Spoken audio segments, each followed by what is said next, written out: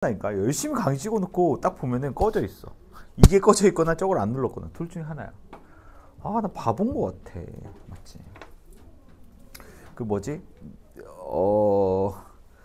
이게 그 강사들이 그게 많아요. 그 고지능 ADHD가 많대요. 고지능 ADHD가 이게 저도 이제 주변 강사들 많잖아. 난 주변에 수학 강사들이 많거든.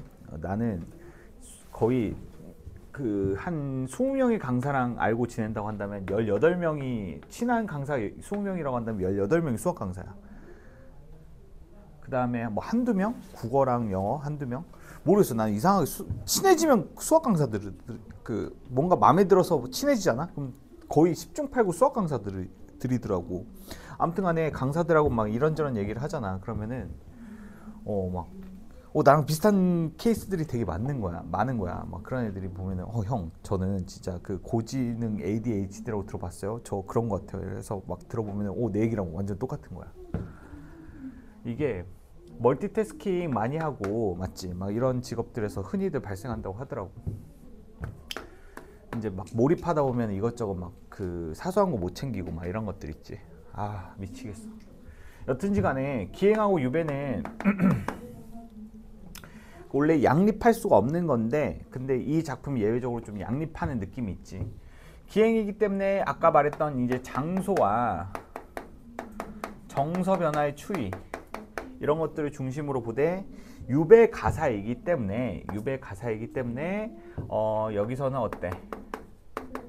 유배 가사 특유의 그 정서, 그 다음에 수사 이런 것들에 이제 좀 초점을 맞춰야 되는데, 근데 이 작품 같은 경우에는 그 유배지에 와서 보통 을에 느낄 법한 그런 억울함이라든지 이러한 것들보다는 이런 것들보다는 또는 이제 그 정철의 송미인곡과 같이 약간 적강 모티브와 같은 그런 여러 가지 수사법 이런 것들이 쓰이는 것보다는 어떤 것들을 좀 초점을 맞춰줘야 되냐면 맞지? 자, 유배 기간 오히려 흥취 오히려 남들 약간 좀 죄를 받고 약간 반성하고 참여하는 시간이 유배 기간인데 이 사람은 오히려 유배 기간에 흥취를 즐겼다라는 점이 좀 다른 작품과 차별화되는 점이라고 볼 수가 있을 것 같아. 자, 메인 서사의 내용을 보면은 맞지? 메인 서사의 내용은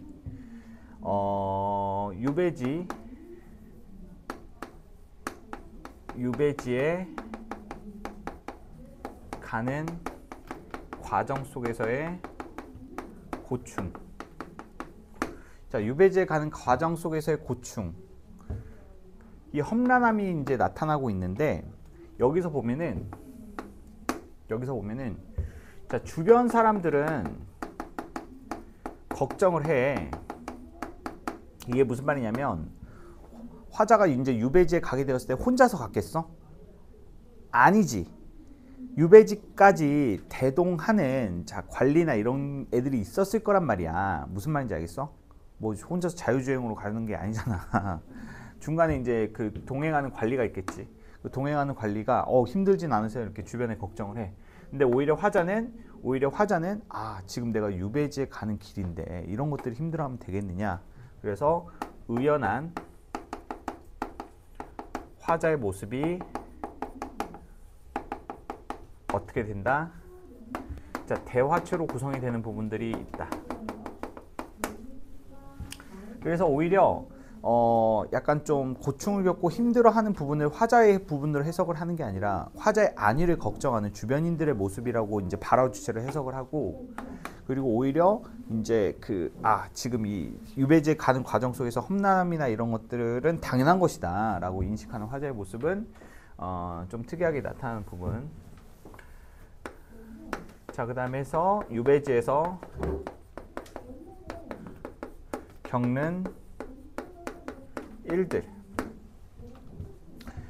자, 유배지에서 겪는 일들은 바로 본관, 수령의 환대. 아무래도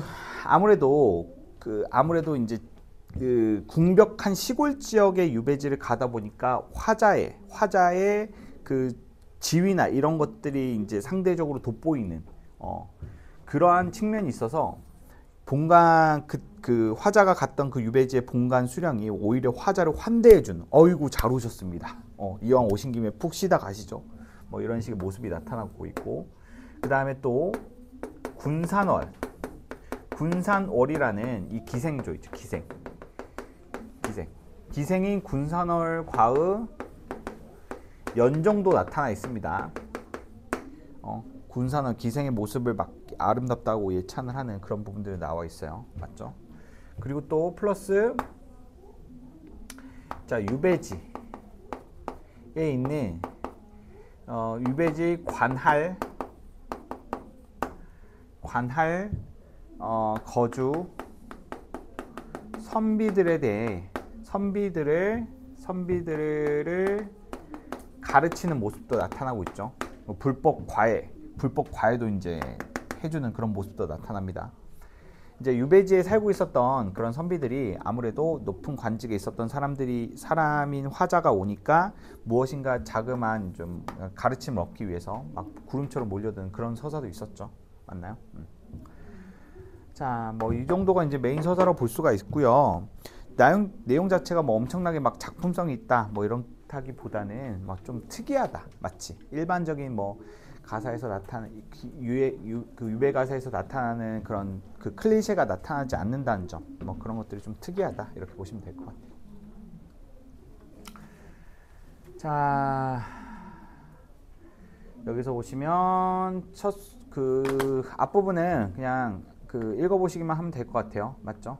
앞부분에서는 예전에는 자기가 유배를 당하게 된 그 이유에 대해서 좀 압축적으로 제시를 해주고 있어. 맞지? 예전에는 이제 임금에 대해서 직언을 하고 옳은 소리를 하는 것이 옳게 평가됐지만 지금은 어때? 그렇지 않은 그렇지 않은 시대적 분위기 때문에 내가 유배지에 오게 되었다는 거야. 오케이?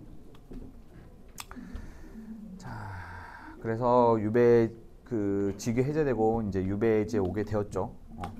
그래서 원래는 고향으로 돌아가려다가 근데 어때? 끝끝내 자기의 자기의 잘못을 지적하는 한 상소 때문에 내가 결국에는 유배지에 오게 되었다라는 거죠.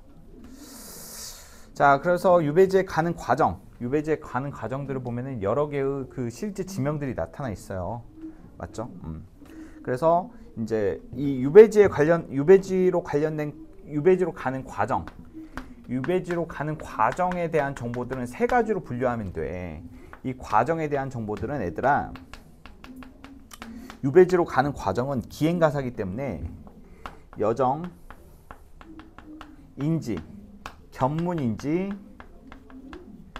뭐 감상인지 이런 것들을 좀 주로 보면 될 것 같거든. 여정은 너희들도 알다시피 어디에 갔다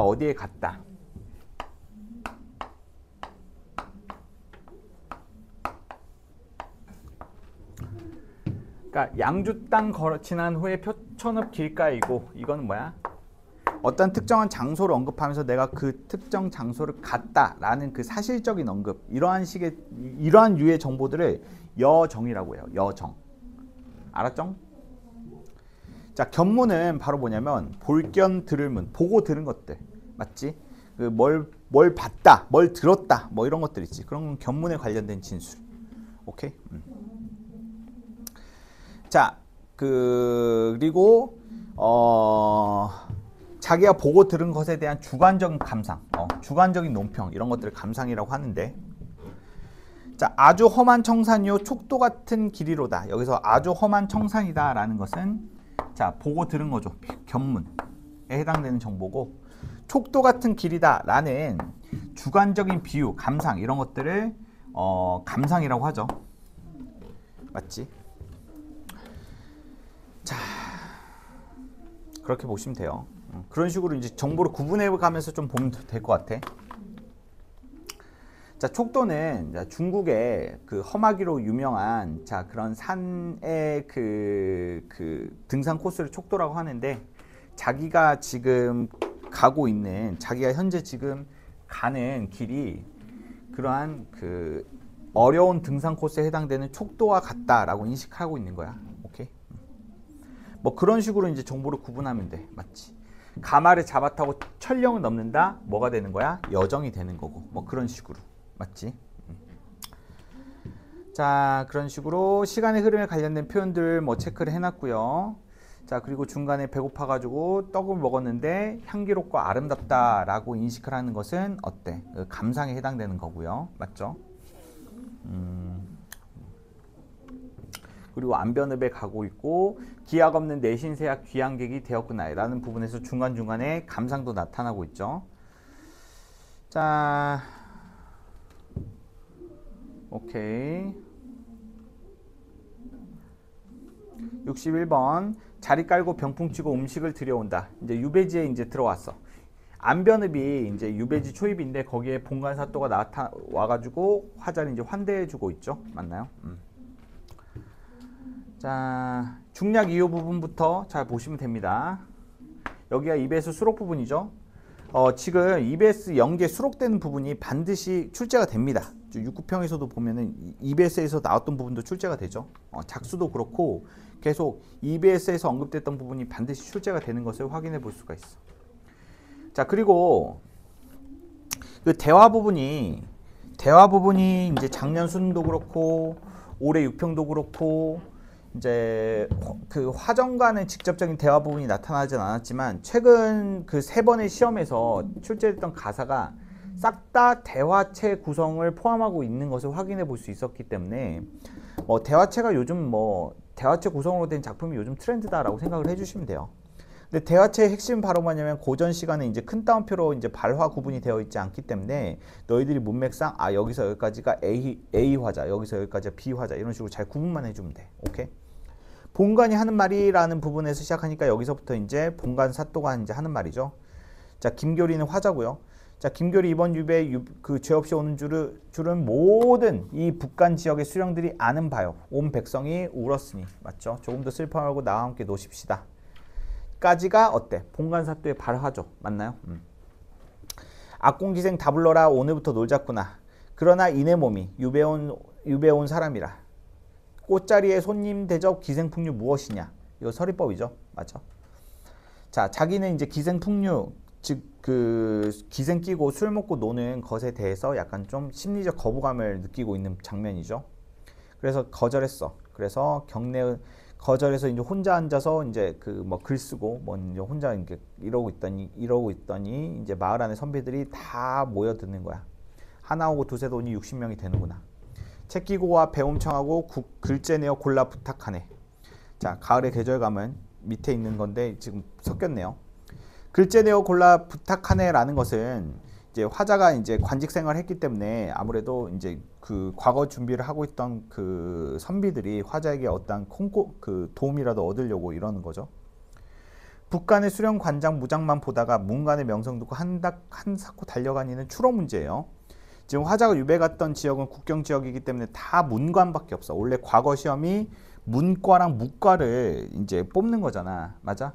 그러면은 무과에 합격한 사람들이 다 지금 현재 화자가 유배에 갔던 그 지역을 관할하고 있는 관리들이야. 문과 급제 해가지고 문과 급제한 사람들은 이 지역에 좀 드물었기 때문에 문과로 과거를 준비했던 사람들은 이제 화자를 보면서 뭔가 도움을 얻으려고 하는 부분이라는 거죠.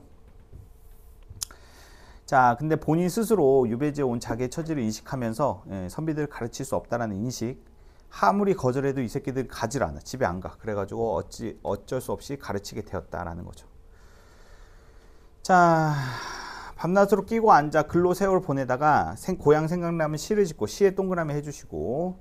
자, 지금 본문에 표시되어 있는 것은 좀 편집상 오류고요. 맞죠? 시에 동그라미 해주시고. 자, 변방의 외로운 몸이나 시와 술에 마음 붙여. 자, 시하고 술 동그라미 해주시고. 이 동그라미가 바로 뭡니까? 유배 생활 위로 매개물이야. 알겠어? 시와 술은 유배 생활에 위로가 되는 매개물로 작용하고 있죠. 자, 문 밖으로 안 나가고 편히 날 보내다가 가을바람 박스 해주시고. 이 가을바람 박스, 이게 박스는 계절감을 나타내는 시어야. 계절감, 여기 나와 있듯이 가을의 계절감을 나타내는 시어는 박스 표시해 주는데 여기서 가을바람을 그 박스로 표시해 주면 되겠죠. 자, 가을바람이 놀랍게니 변방산에 설이 왔네. 설이도 박스 해주시고. 설이도 가을의 계절감을 나타내는 표현이죠. 자, 남쪽 하늘 바라보면 기러기가 철학하고, 기러기가 처량하다라는 것은 감정이입이지 얘들아. 맞지? 자기의 처지를 이입시킨 거야.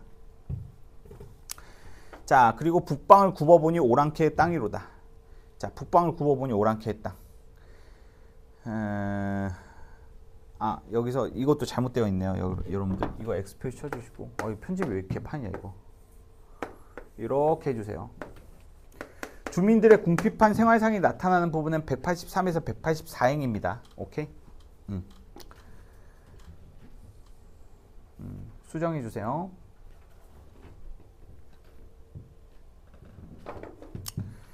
자, 185번 행.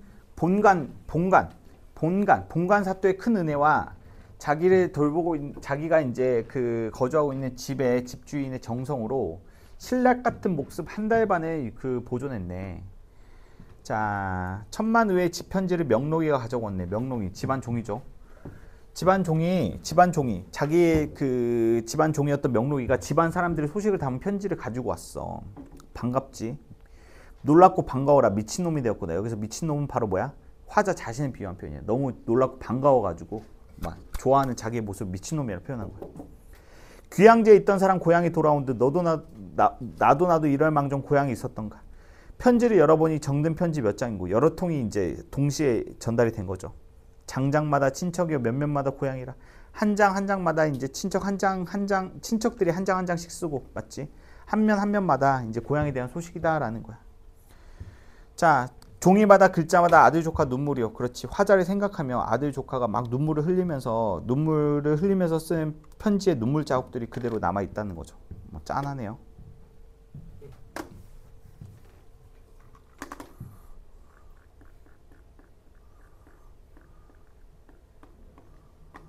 옷 위에 비친 그림 아내의 눈물이다.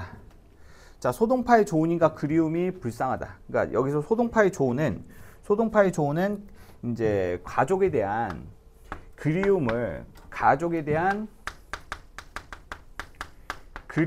소재로 쓴 시인 소동파의 작품입니다. 맞지? 그러니까 가족들이 보내온 편지가 이 유명한 작가인 소동파가 가족을 그리워하면서 쓴 시인 조은과 같다라고 인식하는 거야. 자, 이러다 급히 죽으면 어이 될 것인가? 명록과 마주 앉아 눈물로 대화하니 집 떠난 지 오래거든 그 이후의 일을 어떻게 알겠느냐? 자, 이거는 제가 임의로 넣어놓은 거예요. 실제로 이런 큰 따옴표가 있을 리가 없죠. 맞죠?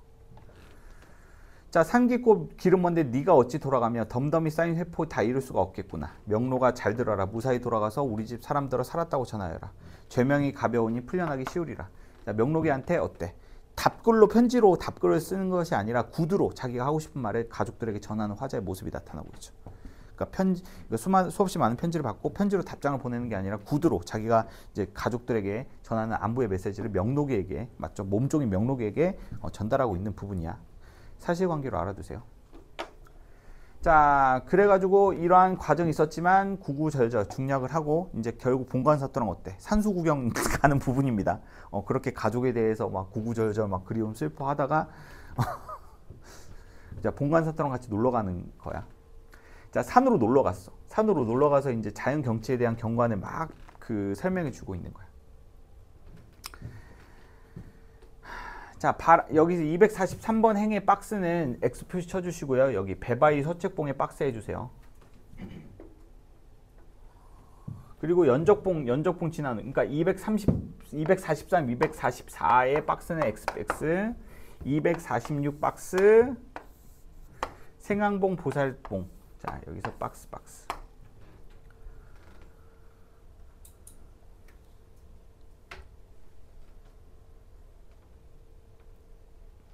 나머지 각주는 오류 없어요. 각주는 오류 없습니다.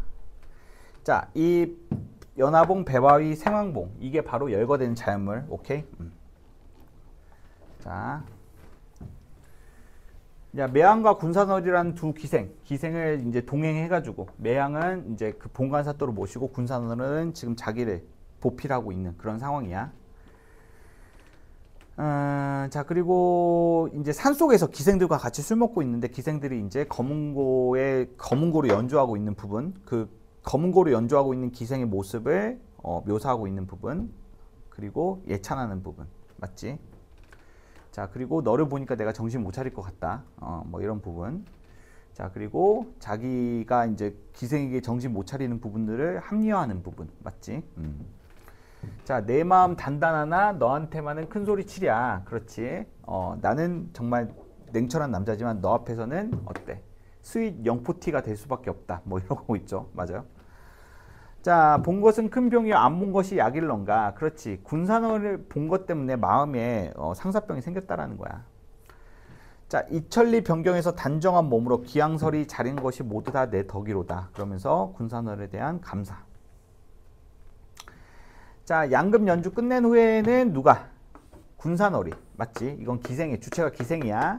기생이 이러한 악기 연주를 끝난 이후에, 자, 끝난 이후에 그 다음에 절집에 내려오니, 절에 내려왔어. 절에 내려와 가지고 이제 그 뭐 먹는 거야? 절에서 먹는 음식들을 요기로 때우는 화자의 모습이 나타나고 있죠.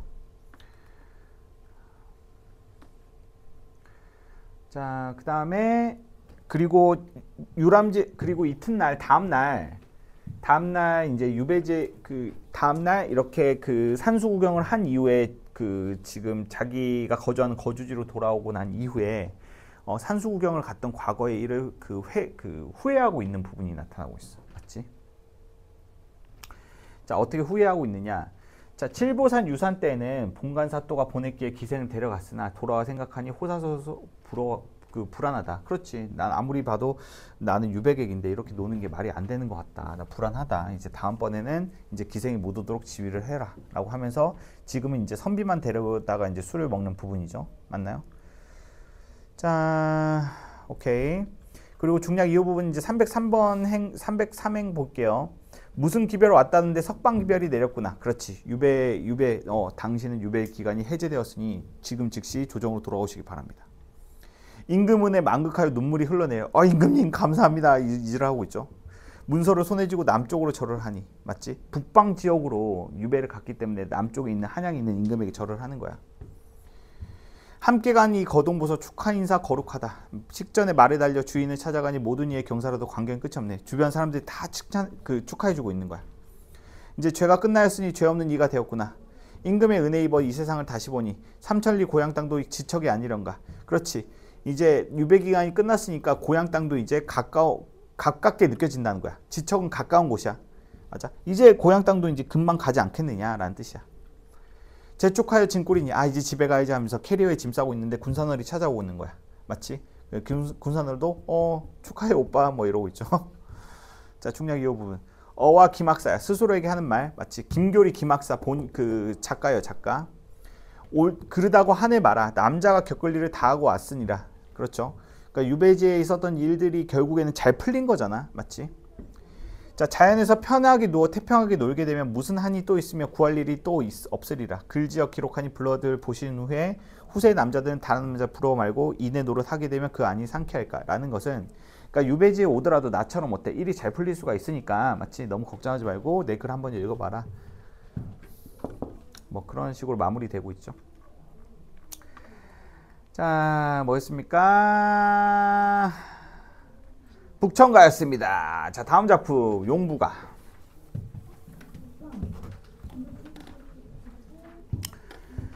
자, 용부가.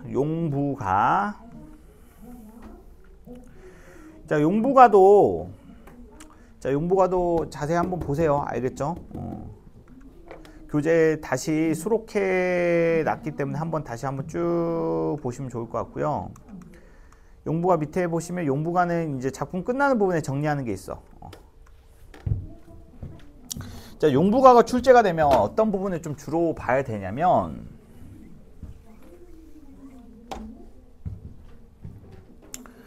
자, 용부가는 첫 번째 주체 해석을 잘하셔야 된다. 주체 해석. 용부가는 출제가 되면 무조건 헷갈리게 사실관계 일치불이치를 낼 수밖에 없어. 내용 자체가 헷갈리기 때문에. 그러니까 주체하고 객체 해석을 잘해야 돼. 그러니까 내용 연결하실 때 이게 용부에 관련된 내용인지 용부의 식구대에 관련된 내용인지, 맞지? 아니면 뺑더 어멈이란 두 번째 용부에 관련된 내용인지 이런 식으로 잘 파악을 해야 된다라는 거야. 여기서 용부가 2명 나오거든. 맞지? 용부가 2명이야. 용부가 2명. 자, 용부가 2명으로 봐야 돼. 용부 A, 용부 B 이런 식으로. 그래서 20횡을 기준으로 20횡 전후로 해서 용부 A는 20횡 전에 나온 용부의 모습이 첫 번째 용부. 두 번째 용부는 21행 이후에 나오는 이 뺑더웜이라는 용부가 두 번째 용부야. 오케이? 오케이. 자, 용부는 이 작품에서 무슨 대상이지, 얘들아? 그렇지. 비판의 대상이 되네. 비판. 그리고 반면교사의 대상. 비판과 반면교사가 되는 인물이야. 너희들 나중에 특히나 여학생들 나중에 결혼하고 시집갈 때 절대 이 용부처럼 행동하면 안 된다라는 반대되는 사례. 이 반대가 반대되는 행위를 하지 않음으로써 그 교훈을 전달하는 이 반면교사의 사례로서 이 두 인물을 제시하고 있다. 오케이? 근데 이게 첫 번째 용부에 해당되는 서술인지 두 번째 용부에 해당되는 서술인지에 대한 주체 해석도 중요하고, 그리고 또 그 객체, 대상도 중요하다라는 거야. 그러니까 서술어는 항상 그 행위의 주체도 있고 서술의 행위에 영향이 미쳐지는 객체도 있잖아. 가령 이런 거지.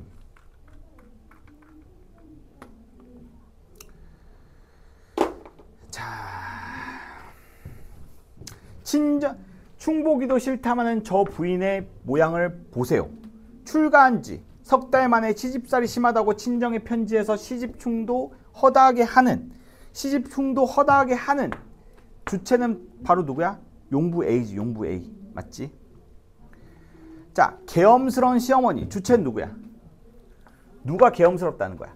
시어머니가 계엄스럽다라고 용부가 편지에서 자기 친정에 보낸 편지에 자기의 시집살이 하는 자기가 시집살이 하는 시어머니의 그 성질이 계엄스럽다라고 고자질하는 부분이야. 맞지? 자, 그리고 또 여기저기 사설이여 구석구석 모함이라라는 포스트잇의 참고 해석 부분은 결국에는 뭘로 가시면 되느냐? 뭘로?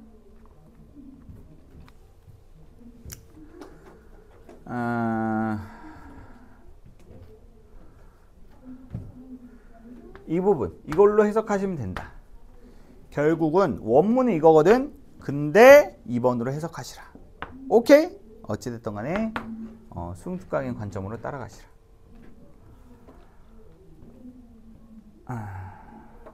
자, 그렇기 때문에 서술자가 이제 평가를 하는 부분이야. 그러니까 서술자가 평가를 하는 부분은 용부가 친정에 편지해가지고 지금 어때? 자기의 시댁 식구들을 막 까고 있잖아. 맞지? 자기의 시댁 식구들 다 까고 있어. 맞지?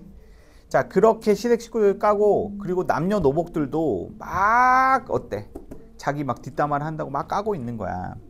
여기저기 사설이여 구석구석 모함이라라는 것은 이제 서술자가 평가하는 서술자가 용부의 편지에 대해서 평가하는 부분이라고. 알겠지? 얘 보니까 편지를 보니까 구석구석 말도 안 되는 모함이고, 그 사설, 그 본인의 주관이 섞인 소리고, 그리고 구석구석 어때? 사람들을 모함하는 이야기다라고 서술자가 평가해 주는 거야.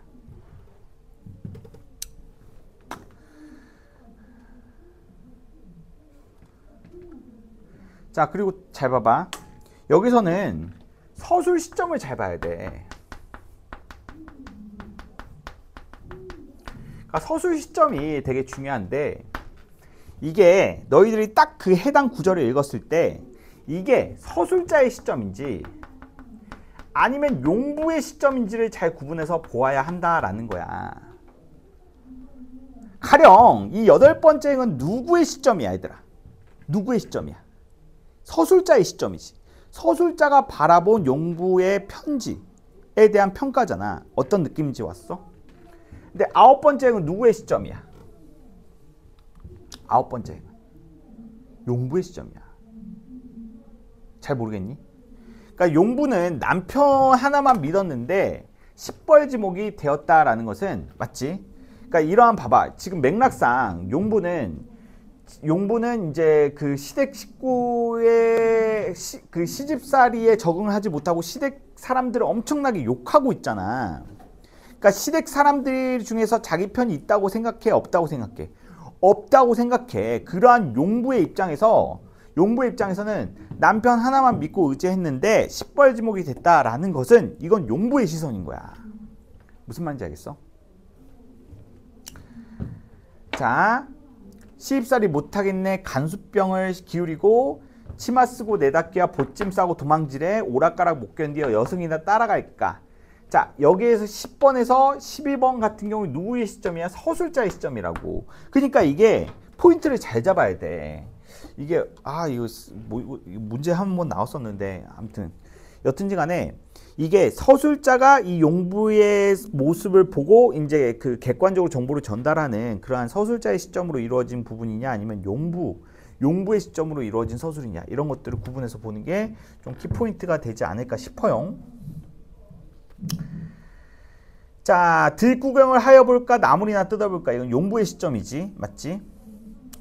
자, 긴 장쭉의 번님이여 문복하기 소일이요. 자, 이건 누구의 시점? 서술자의 시점이지 맞지? 겉으론 서름이여 속으론 딴 생각에 반분대로 일삼고 털뽑기와 세월이요. 서술자의 시점. 시부모가 걱정하면 발대답을 풍덩 남편이 걱정하면 뒤중굴에 만넋수라. 들고 나니 초롱꾼의 팔자나 고쳐볼까. 자, 19번 별표 쳐주시고 19번 딱 봐도 직관적으로 해석이 안 돼요. 이거 밑에 있는 해석 잘 공부해 주세요. 자, 양반자랑 모두하며 색주가나 하여볼까. 자, 이것도 별표 쳐주시고 19, 20번행은 이거는 공부를 안 하고 대응하기에는 조금 까다로운 시행이기 때문에 꼭 공부를 해주시기 바랍니다. 그러니까 딱 봐도 뭔가 그 배경 지식이나 이런 걸로 딱 그냥 쉽게 해석되는 구절은 안 내. 맞지? 직관적으로 해석이 딱 안 되는 그런 구절들을 출제하니까 그런 것도 공부를 해주라고. 자, 남대문박 뺑덕어멈 천성도 구랑가 배워서 저랑가 본데 없이 자랐구나. 여기저기 물은 마침 싸움질로 세우려. 나가면 말전주여 들면서도 음식 공급. 자, 보면은 두 번째 용부도 그 부정적인 그 속성이 다 열거되고 있죠. 맞나요? 집안 살림은 하지 않고 계속 이상한 헛바람만 들어가지고 집안 가산을 다 탕진하고 맨날 막 음식만 먹고 막 그런 식으로 해가지고 이제 집안을 개판으로 만들고 있는 두 번째 용부에 대한 서술이 쭉 이루어지고 있죠. 그러니까 두 번째 용부는 집안 살림을 제대로 하지 않고 가족들을 돌보지 못하니까 남편과 자식들이 다 어때? 볼품없는 모습이 계속 돼가고 있다는 거야.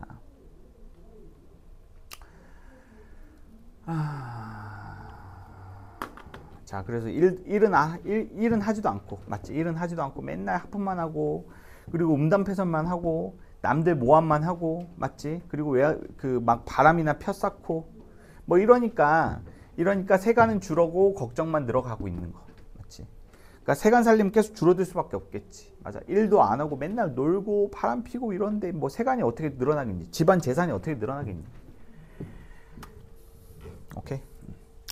자, 총없는 헌 집신의 어린 자식 들쳤고 혼인장사 집집마다 음식 추심 미를 삼아. 그렇지. 제대로 일을 안 하고 이제 가산 줄어드니까 이제 먹을 게 없어가지고 이제 잔치하는 집 주변 돌아다니면서 음식 구걸이나 하고 다니고. 맞니? 그리고 그나마 얼마 남지도 않은 양식들을 다 이렇게 이제 그 탕진을 해버리고. 맞죠? 주변 막 싸움만 붙이고 다니고 괜히 뭐 자식들 괴롭히지는 않나. 자, 그리고 또 남편을 괜히 원망하지도 않나. 맞지? 그리고 또 여기서 며느리를 쫓았으니 해서 며느리는 누구야? 자신의 아들이 결혼한 며느리를 쫓아냈다는 거야. 그래서 아들은 호라비가 되었다는 거. 맞아. 그리고 딸 자식을 데려오니 남의 집 결단이 세라는 것은 잘 봐봐. 딸 자식을 데려왔다라는 것은 남의 며느리를 삼았다라는 거야. 남의 며느리를 삼으려고 딸을 데려왔다라는 거야. 맞아? 근데 그 며느리 입장에서는 자기 시어머니가 누구야? 용부인 거야. 맞아? 그럼 그 며느리 입장에서는 어떻게 된 거야? 인생 조진 거지. 맞지? 자, 목구멍이 들쑤하면 물에 무이 음란이요. 그렇지. 목구멍이 들썩이면, 그러니까 입만 열었다면 뭐 음란한 말, 음담패설 막 그것만 내뱉기나 하고, 그리고 손바닥을 두드리면 방성되고 회개하다. 맨날 손뼉을 치면서 맨날 자기 인생 한탄하면서 막 곡을 해대는데, 맞죠? 꼴 보기 싫다라는 거죠. 자, 여튼지 간에 이런 식의 쭉 나열되는 이제 용부들의 이 부정적인 면모를 이제 그 후세 사람들에게 권계의 메시지로, 야, 너희들 잘 봤니? 잘 봐봐.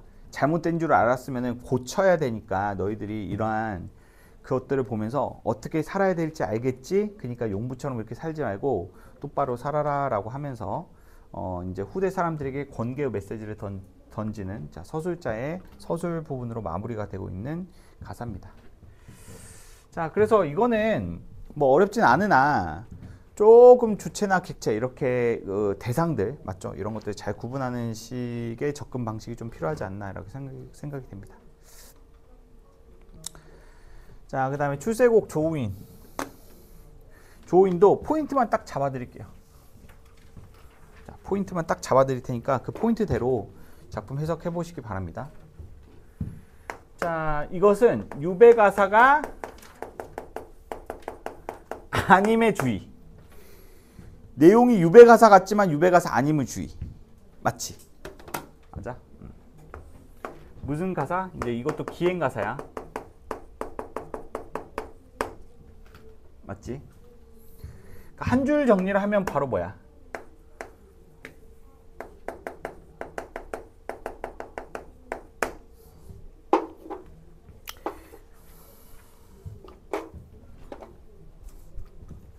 자, 평생 문인이었던 화자가 변방으로 발령. 그러니까 국경 수비대 근처. 맞지?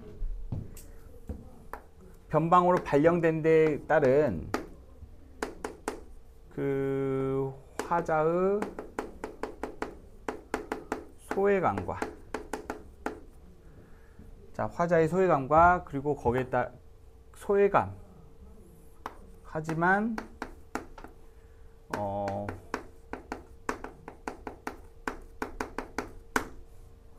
소외감을 느끼긴 하지만 그럼에도 불구하고 어때?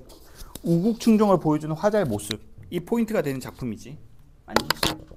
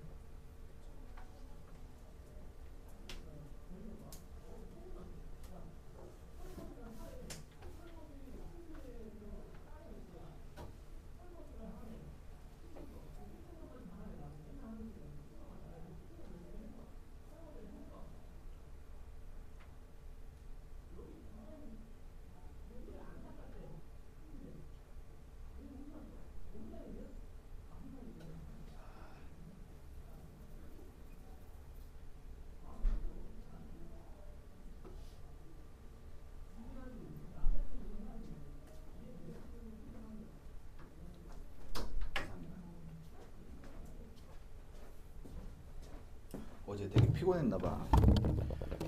어제 그 뭐지? 원래 잘 때 방에 창문을 닫고 자는데 내가 이제 빌어먹을 나의 취향이 있거든. 내 취향이 뭐냐면 나 빗소리를 되게 좋아해. 빗소리 되게 좋아해가지고 그 원래 잘 때도 막 빗소리 ASMR 막 이거 듣고 잔단 말이야. 근데 어제 어때? 천연 ASMR이 막 있었잖아. 근데 원래 그렇다고 하더라도 이제 창문 열어놓고 자면 안 되잖아. 맞지? 감기 걸리기 딱 좋잖아. 근데 창문 열어놓고 닫아야지 이러다가 기절한 거야.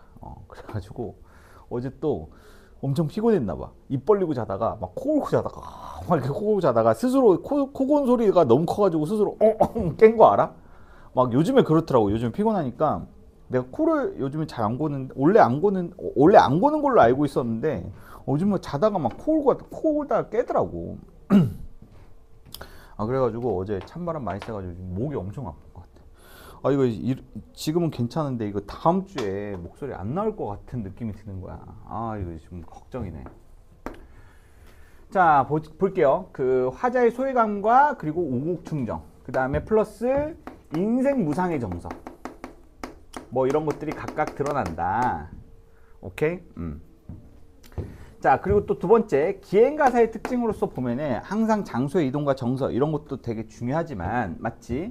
여기서도 실제로 방문한 곳과 방문하고 응시 이런 것들을 잘 구분해야 돼. 실제로 화자가 간 곳이냐 아니면 지금 보고 묘사하는 부분이냐 뭐 이런 식으로 잘 구분을 해줘야 된다고 내가 포인트 딱 짚어줄게. 알겠지? 이런 것들을 좀 중심으로 보면 될 것 같아. 자 초반에 했던 거랑 좀 내용이 좀 달라질 수밖에 없어요. 왜냐면 그 처음에 제가 이제 이 작품을 소개했을 때랑 그 이후에 저도 이제 이것과 관련된 사설 모의고사나 여러 문제들도 더 풀어가지고 뭐 변했을 거 아니야.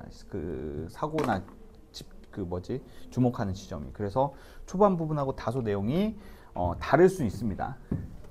뭐 근본적으로 다르진 않고요.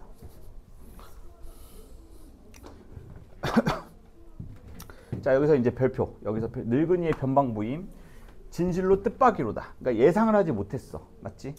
원래는 자기가 문인으로서의 삶을 살고 있었기 때문에 임금이 자기에게 어떤 직위를 내려준다고 한다면 맞지? 그것과 관련된 직위겠거니 이렇게 생각을 하고 지냈었는데 갑자기 자기한테 무인, 즉 변방 지역을 통괄하래. 맞아? 자기는 군인도 아닌데 맞지? 군사 접경 지역에 자기를 파견을 하니 어안이 벙벙하지. 맞지? 저 칼 쓰는 법 모르는데요 막 이러면서 저 화살 한 번도 안 써봤는데요 막 이러는 거야. 맞지? 자 그래서 어쩔 수 없이 임금께 절을 올리고 칼을 짚고 돌아서니 만리박 국경이 이 한 몸 다 잊었다. 이것도 어때? 그래도 임금께 명을 받았으니까 충성을 다하겠다는 말이야. 여기서 이거를 뭐로 보면 안 된다? 소외감으로 보면 안 된다. 오케이? 소외감으로 보면 안 된다. 조심하셔야 돼요.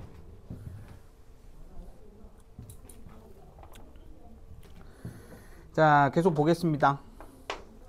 자 그 다음에 이 구절도 출제가 아주 유력시 되는 부분이죠. 높고 험한 천령을 험하단 말 전혀 하지 마라. 그러니까 천령 고개가 험하기로 유명한 고개야. 하지만 지금 내가 겪고 있는 인생살이는 이 물리적으로 험한 천령 고개보다 더욱더 빡세고 힘들다라는 인식. 오케이? 자 계속 그 발령지로 가다 보니까 한양과 멀어지고 있는 부분이죠. 안변 북쪽은 저기쯤이 오랑캐 땅이러니 안변 실제로 방문하지 않았다. 방문하지 않고 어때? 저스트 응시만 하고 있는 거야. 자 지나가면서 안변 저쪽이 안변이고 저쪽이 지금 오랑캐 땅이구나 라고 생각하는 거야. 그걸 보면서 비린내 노린내 일수하여 천리밖에 몰아내니 윤간 김종서의 큰 공적을 초목이다 알도다. 자 지금 화자가 바라보고 있는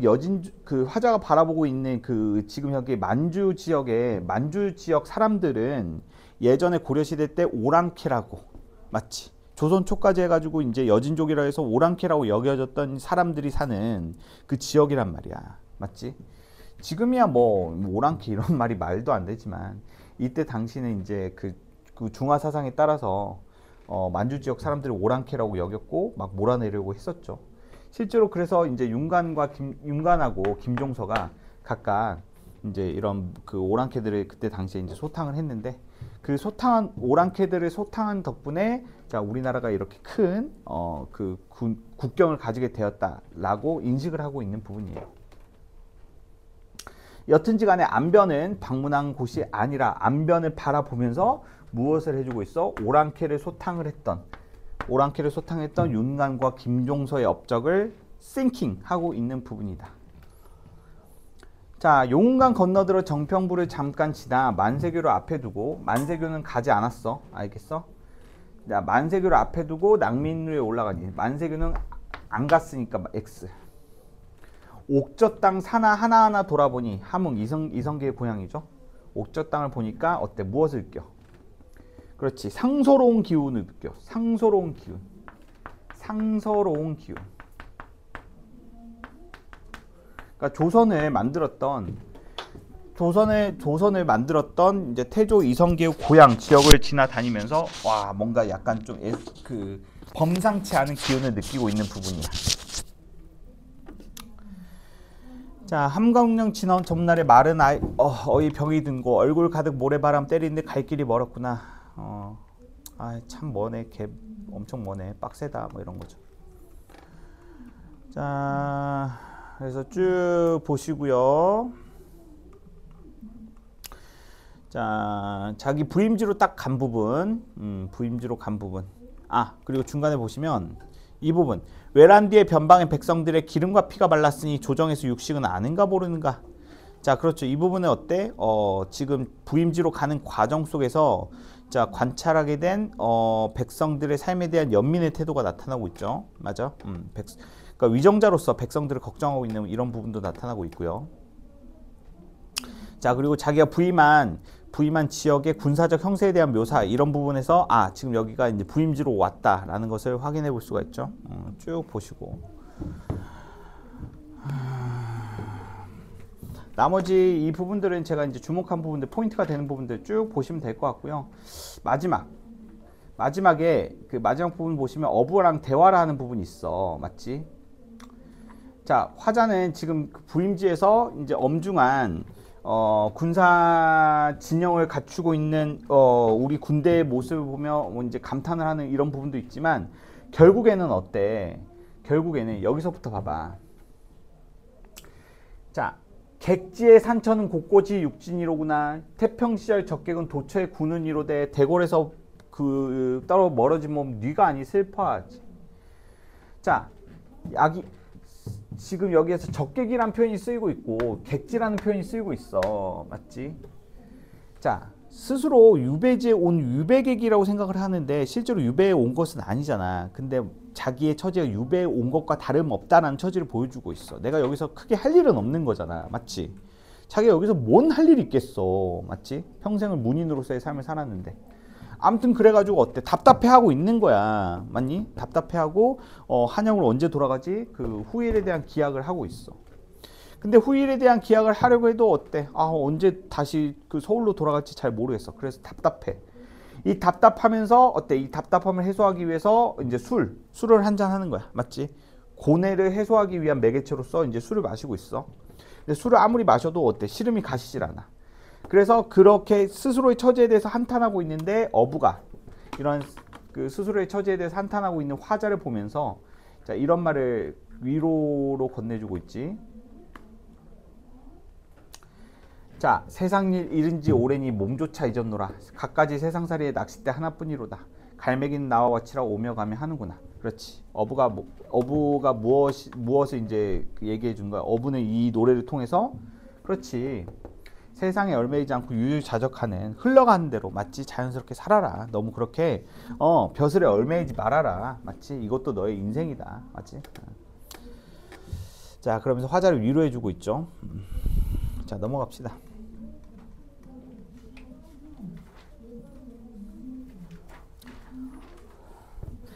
자, 영원 12곡.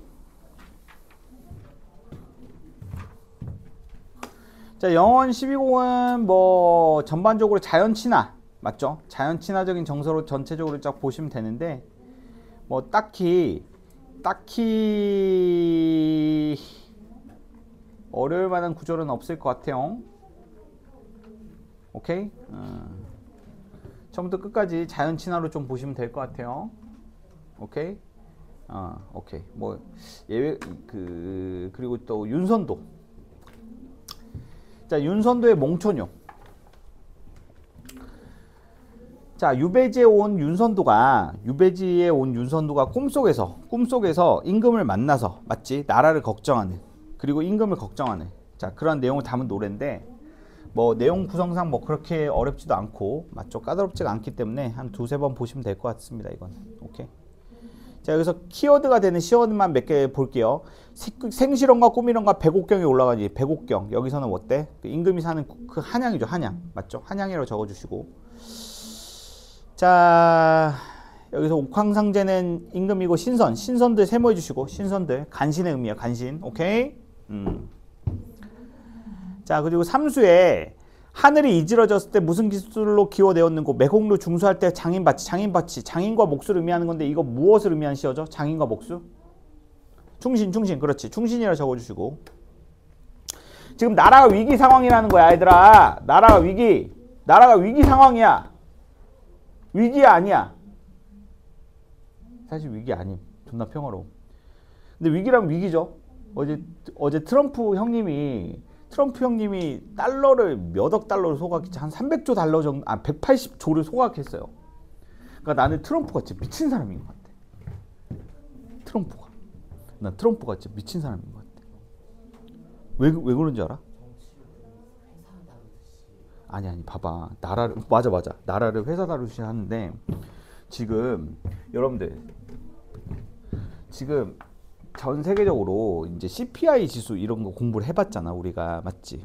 그 인플레이션율이 말도 안 되게 저평가되고 있어요. 이게 무슨 말이냐면 원래는 지금 미국이 지금까지 뽑아낸 달러 이런 것들을 생각을 하면 전 세계 물가 지수가 엄청나게 올라가야 되거든.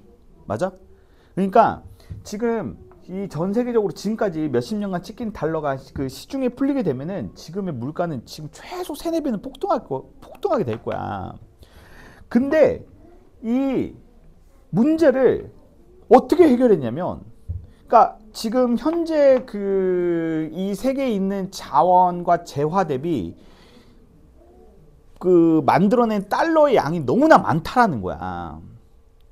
그래서 달러가 너무 많고 재화는 한정적이니까 물가는 오를 수밖에 없겠지. 달러의 가치는 떨어지고. 그건 미국이 바라는 상황이 아니야. 그래서 달러를 이론적으로는 어떻게 해야 돼? 달러의 가치를 유지하려면 소각해야 돼. 맞아? 그 역할을 비트코인이 하고 있는 거야. 비트코인이 달러의 그 가치를 계속 유지해주고 있는 거야. 어찌됐든 간에 투자 자산은 계속 문제 몰리게 되는 거니까. 그렇게 해가지고 순식간에 그렇게 비트코인에 달러를 모아놓고 어떻게 해주는 거야?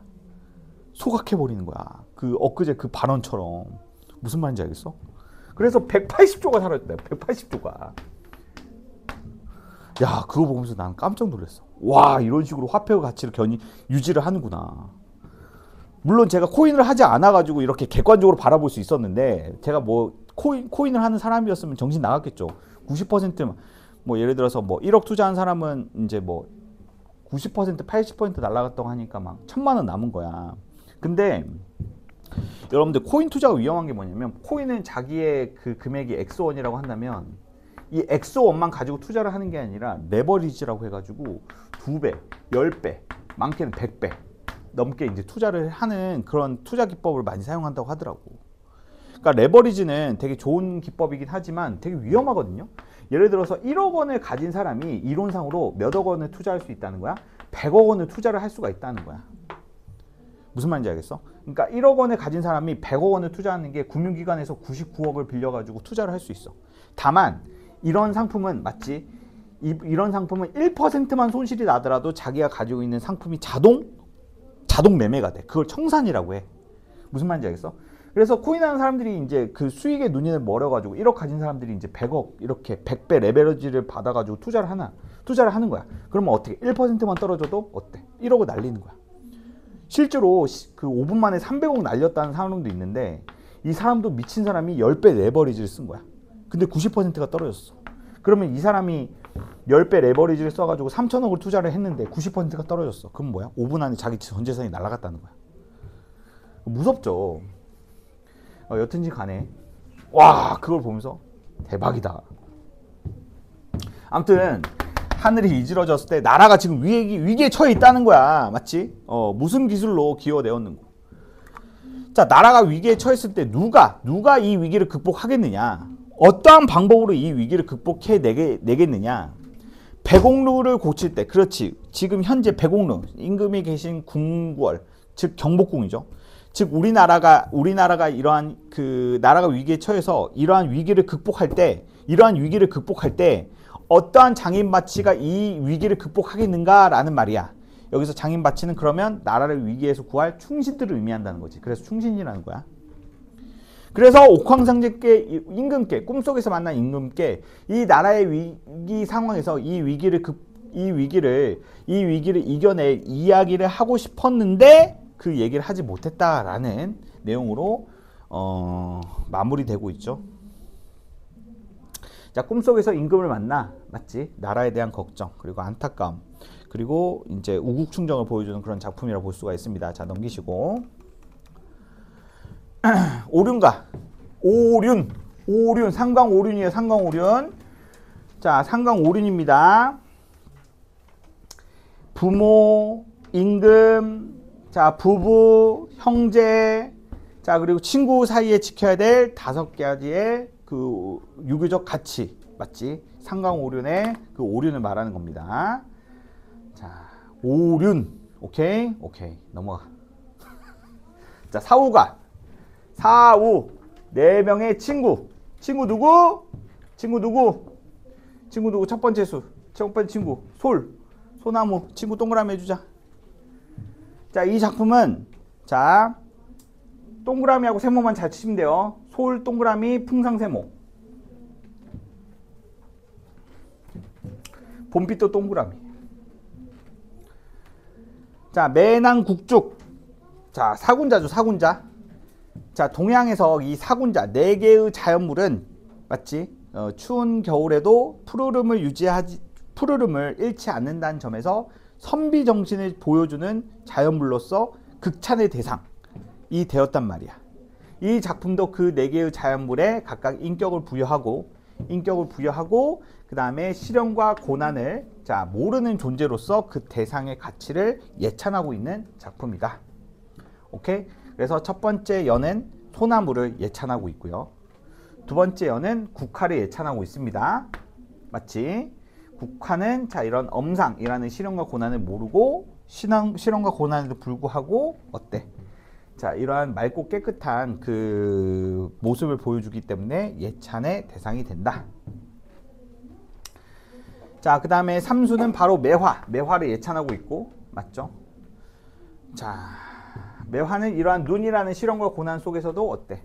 자, 꽃을 피우는 선비 정신을 지녔다라는 거야. 아, 예찬의 대상이다. 자, 사수. 자, 눈이 이렇게 많이 내렸지만 이 대나무는 어때? 여전히 푸르름을 유지하는구나. 맞죠? 대단하구나. 사우. 오케이? 4명의 친구. 자, 친구 4명이면 많다 적다? 평생 친구 4명이면 많다 적다? 많은 것 같아, 적은 것 같아? 많아? 적어? 졸라 많은 거야, 진짜. 진짜 많은 거야, 니들. 니들 진짜 4명의 친구만 계속 평생 연락할 수 있으면 진짜 많은 거야. 지금이야 잘 느낌이 안 올 거야, 맞지? 지금이야 느낌 안 올 거야. 저도 고등학교 다닐 때 이제 반장도 하고, 대학교 다닐 때도 진짜 막 엄청 막 친구도 많고 그랬는데 다 필요 없더라고, 맞지? 진짜 마음 맞는 친구 한두 명만 있습니다. 한두 명. 아, 2명도 많아. 2명도 많아. 진짜 2명도 많아. 4명? 와. 자, 봅시다. 우국가. 자, 나라를 걱정한 노래. 우국가. 우국가를 보시면 자, 특정 행위 되게 중요해요. 특정 연이 되게 중요한데, 자, 봐봐. 오수 별표. 자, 오수 잘 봐야 돼, 얘들아. 오수. 그러니까 해석이 까다로운 몇몇 수가 있거든. 첫 번째는 오수야, 오수. 오수가 좀 까다로워. 도적이 온다면 누가 막겠느냐? 오지 않아도 알겠구나. 이게 무슨 말이야? 도적이 온다면 누가 막겠느냐? 오지 않아도 알겠구나. 도적이 오면은 막을 사람이 있다, 없다? 막을 사람이 없다. 그렇지. 그렇게 해석해야 돼. 오케이? 자, 그래서 걱정의 정도로 해석해야 된다는 거야. 무슨 말인지 알겠어? 지금 그 외적이나 오랑캐가 쳐들어와도 전혀 대비할 만한 방비가 안 되어 있다라는 것을 한탄하는 거야. 무슨 말인지 알겠지? 자, 나라의 제목이 우국가야. 그렇지?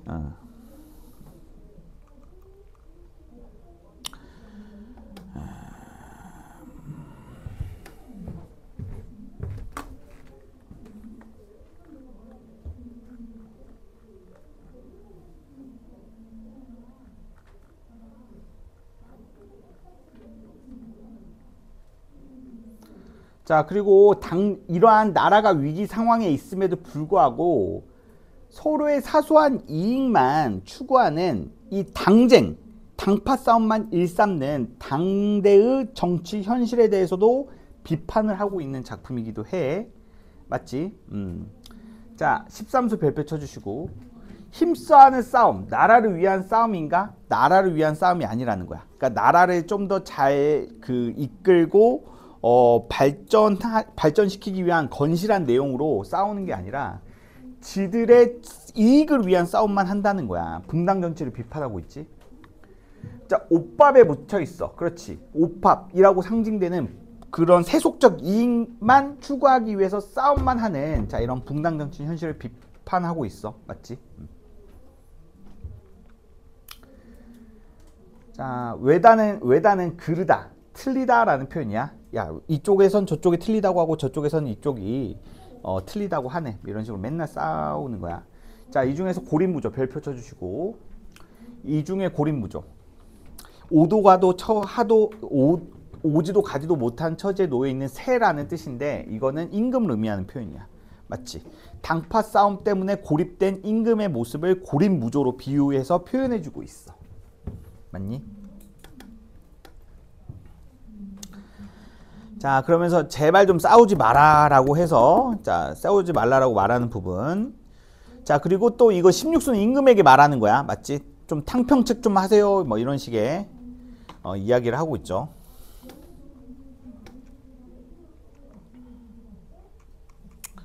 자, 제가 맨날 그 우국 가면은 이제 이거 보라고 하는 구절. 자, 두 수만 더 보시면 돼. 어차피 이거 여기 나와봤자 한 3수, 4수밖에 안 나오거든. 그럼 제일 딱 봐도 25수 별표 2개. 25수는 무조건 나와. 25수. 우국가가 나오면 25수가 안 나올 수 없다. 자, 싸움에 시비만 하고 공도 시비는 아니한다. 시비라는 말이 중요하다고 해서 시비 무슨 뜻이야? 옳고 그름을 따지다라는 뜻이야. 맞지? 자, 싸움, 쓸데없는, 그러니까 사소한 이익을 다투는 것에서는 옳고 그름을 따지고, 그러니까 세속적 이익을 따지는 세속적 이익을 따지는 데에만 옳고 그름을 따지고, 그리고 공도, 옳은 일, 그 나라에 대한 일, 옳은 일, 국사에 관련된 것들의 옳고 그름을 따지는 싸움은 하지 아니한다라는 뜻이야. 오케이? 오케이. 이거 그 첫수 초장 잘 해석을 해야 돼. 어쩌다 나라가 이 꼴이 되었냐. 수화도군 깊고 더운 환이 날로 깊어 가늠해라. 수화, 물과 불보다, 도고는 보다야. 물불보다 깊고 더운 우환, 근심. 이건 화자가 이 나라 걱정을 하느라 생긴 근심을 말하는 거야.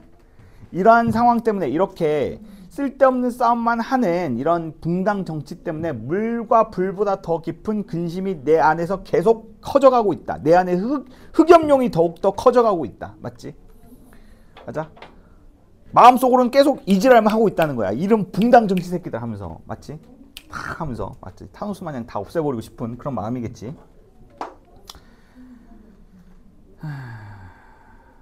자, 그리고 27수도 별표 하나 가볍게 해주시고,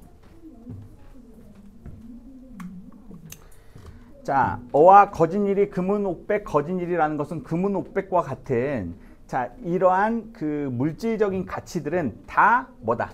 허사다라는 말은 뭐냐면, 이제 임진왜란처럼 이렇게 나라에 큰 일이 발생을 하면은 너희들이 그렇게 힘들게 애써 모은 재산들도 다 뭐가 된다는 거야? 다 헛것이 되니까 무슨 말인지 알겠어? 그러니까 세속적 이익 좀 적당히 추구해라 라는 말이야. 무슨 말인지 알겠어? 자, 그렇게 보시면 됩니다. 자, 넘어가시고, 자, 소춘향 가볼게요.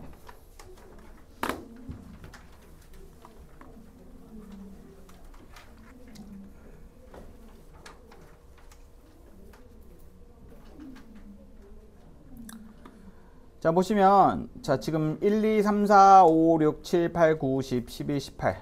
18행으로 되어 있는 잡가입니다. 잡가. 잡노래예요, 잡노래. 가사가 아니라.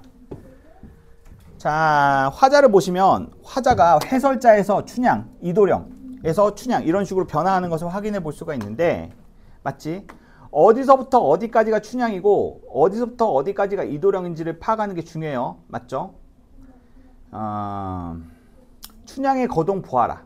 오른손으로 일광을 가리고 왼손 들어 저 건너 자 중림이 보인다. 여기서부터 여기까지가 어때? 해설자의 말이야. 해설자. 무슨 말인지 알겠어? 그래서 해설자의 말은 1에서 3행이라고 적어보시고, 자, 춘향의 말은 몇 행에서 몇 행일까? 4행부터 해가지고 11행까지. 맞지? 4에서 11행. 자, 4에서 11행까지 4에서 11행 춘향의 말이고, 4에서 11행이 춘향의 말이고, 12행부터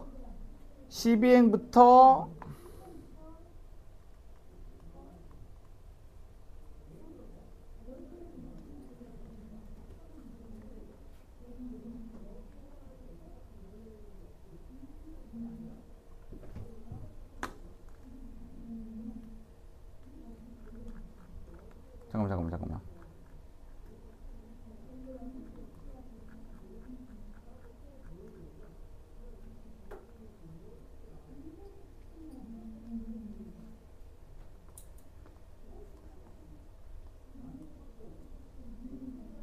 12에서 15.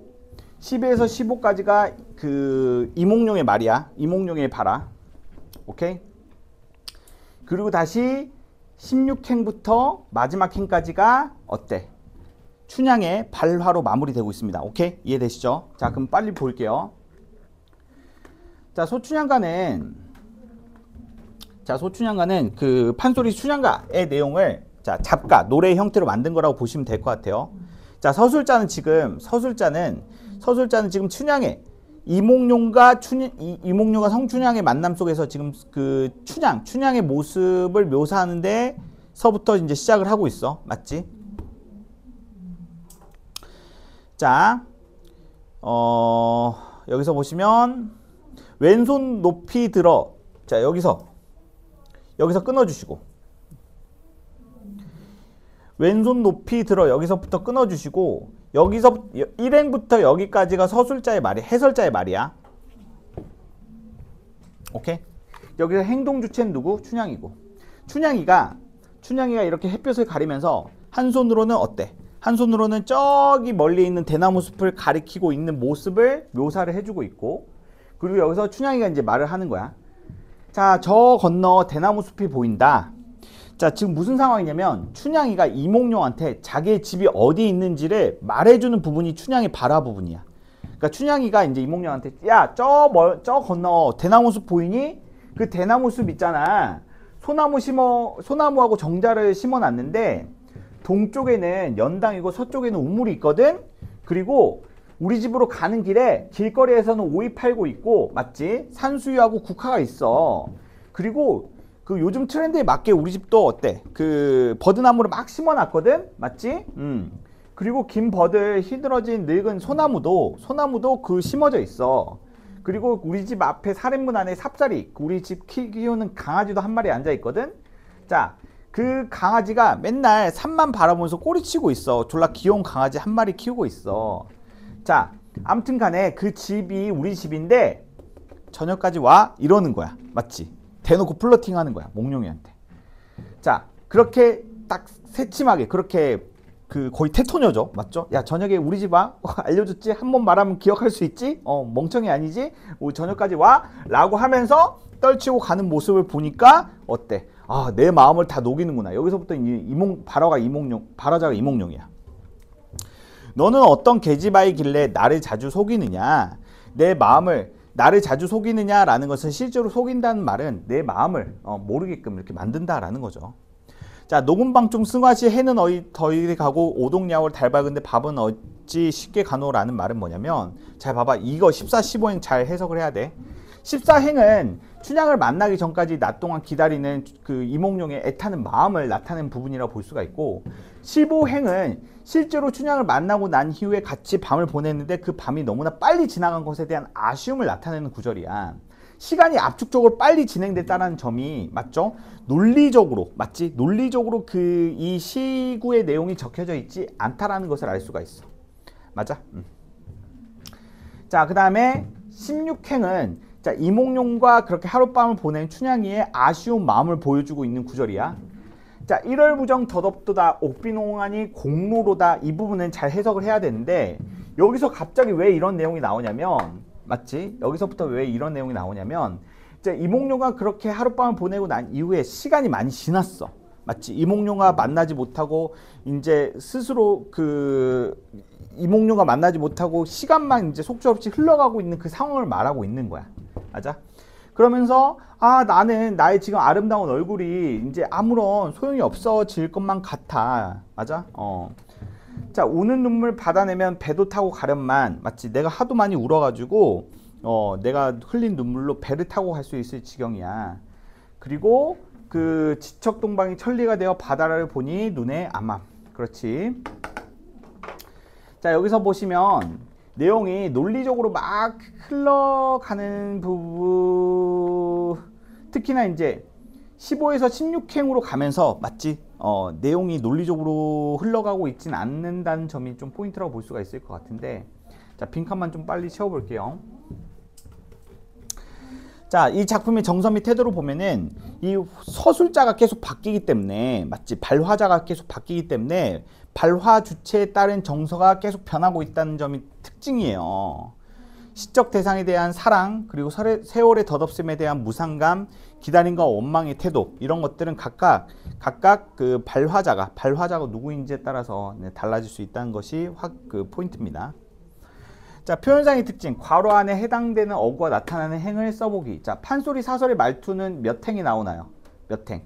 자, 1행이 나오죠. 자, 1이라고 적어보시고, 자, 의인법은 몇 행이 나와요? 의인법 찾아보세요. 의인법 밑에 있는 해설 보고 판단하시면 돼요. 자, 의인법 몇 행이 나와요? 몇 행? 8행? 8행 적어보시고, 자, 대구법 몇 행이 나와요?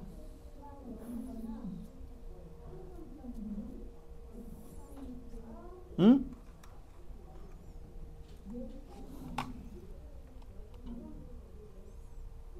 그렇지. 4행도 있고 5행도.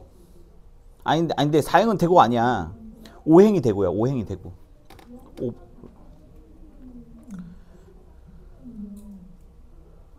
오케이. 자, 5번째 행이 대구.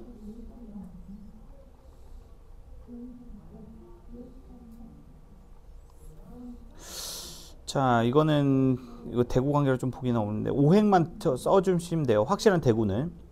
자, 과장 몇 행이 나타나요? 과장 몇 행이야? 17. 그렇지. 우는 눈물 받아내면 거기 보시면 될 것 같아요. 자, 그 다음에 영탄적 표현의 반복. 자, 2개 이상 나타난다는 거죠. 영탄적 표현의 반복. 응? 몇이라고?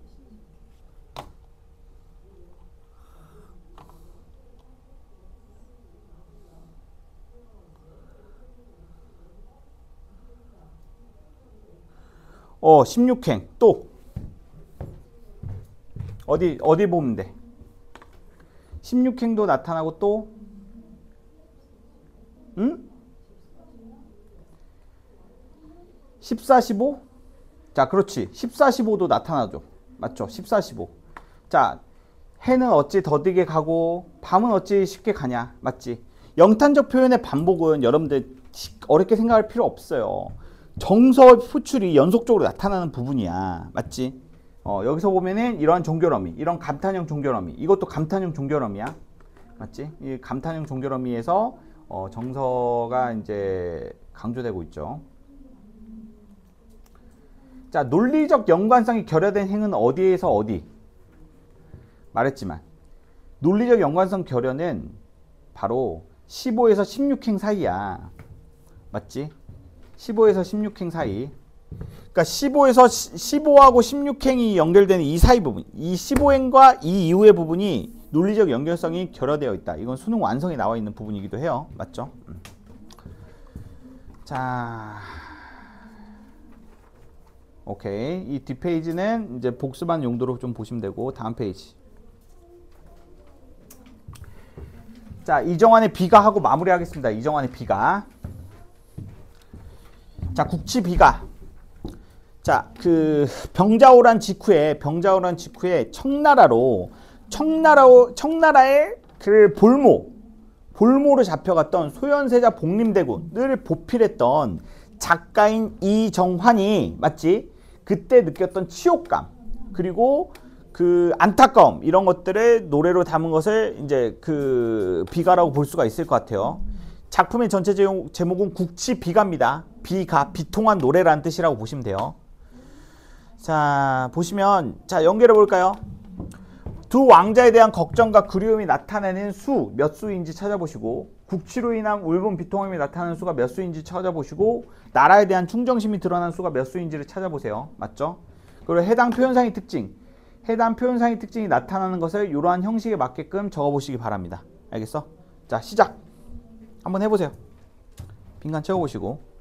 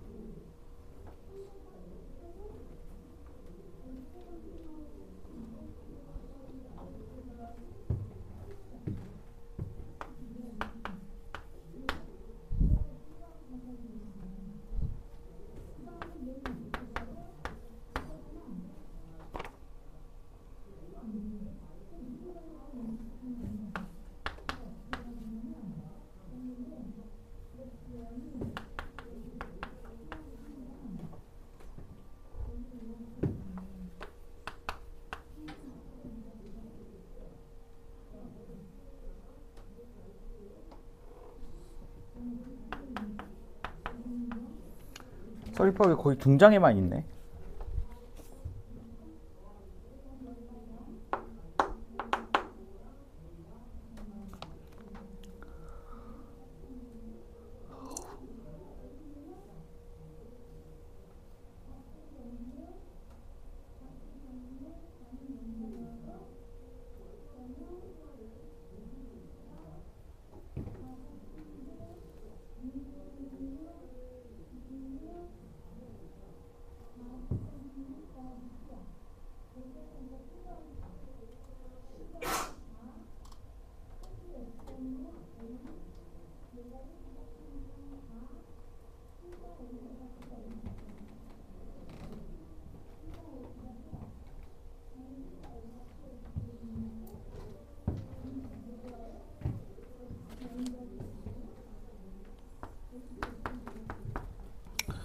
자, 칠판이랑 보고 비교해 보시고,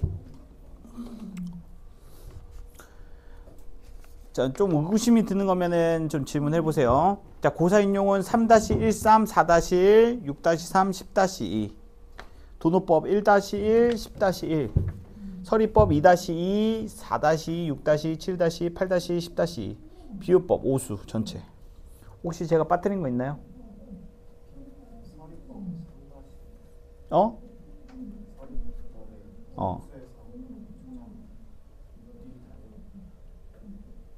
삼수에? 그렇네. 삼수 빠먹었네.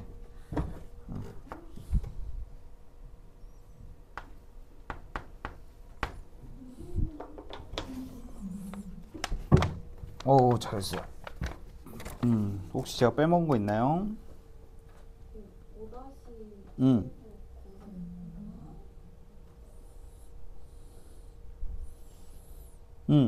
5-1 고사인용 맞아. 5-1 고사인용 빼먹었네. 5-1 적어주시고. 5-1도 고사인용이야. 됐어? 자, 그 오수 내용 볼게. 오수. 모구에서 돌아보니 위나라 사람이 가업도다. 불쌍하다 라는 뜻이야. 불쌍하다. 자, 세월이 빨리 흐르니 칡넝쿨이 길었구나. 자, 이 몸에 헤어진 가솥을 기워줄 리 없었구나. 자, 여기서 포스트잇의 3번 볼게요. 시경의 고사 한번 읽어보세요. 자, 시경의 고사를 읽어보시고 포스트잇 2번이 있죠. 삼수에서 나타나는 원관념을 이해해보자. 연결해보세요. 후공은 무엇에 빗댄 표현이고, 항우는 무엇에 빗댄 표현이고, 원관념이 무엇이고, 자, 한나라하고 태궁은 각각 무엇에 연결되는 소재인지 한번 해보세요.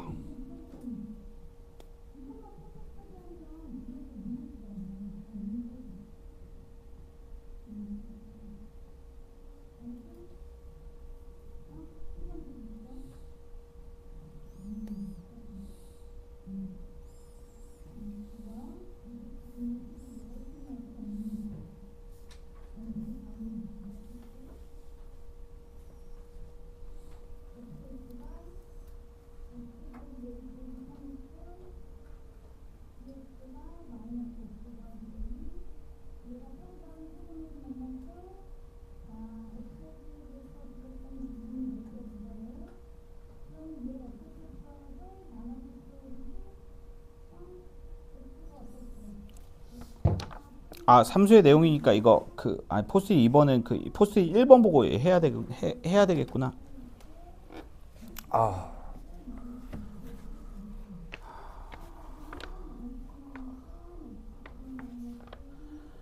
자, 보자. 후공은 무엇을 의미해? 후공.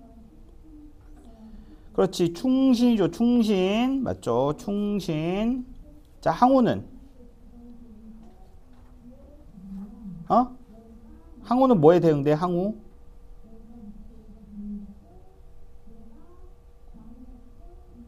청나라에 대응되죠. 맞죠? 청나라. 자, 한나라는 청나라 황제에 대응된다고 볼 수가 있고, 맞지?